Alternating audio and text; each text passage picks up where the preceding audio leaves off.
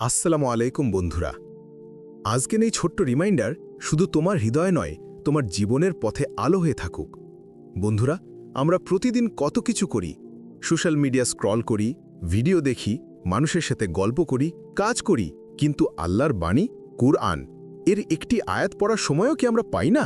অথচ কুরআন হলো সেই বই যা তোমার দুঃখে সান্ত্বনা দেয়, তোমার হতাশায় আসার দরজা খুলে দেয়, তোমার ভুলগুলো ঠিক করে দেয়, আর তোমার অন্ধকার জীবনকে আলোয় ভরিয়ে দেয়। প্রতিদিন মাত্র একটি আয়াত পড়ো। একটি আয়াত তোমার দিন বদলে দিতে পারে, তোমার মন বদলে দিতে পারে, এমনকি তোমার জীবনও বদলে দিতে পারে। আল্লাহ বলেছেন, নিঃসন্দেহ এই কিতাবে কোনো সন্দেহ নেই, এটি মুত্তাকিদের জন্য পথ নির্দেশ। সূরা বাকারা আয়াত নম্বর 2।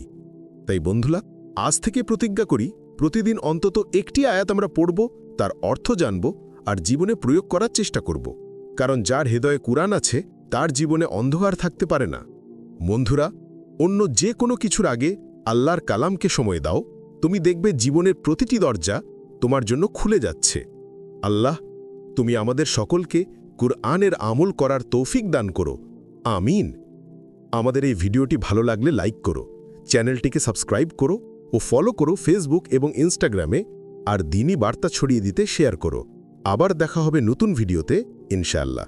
আসসালামু আলাইকুম রহমতুল্লাহ।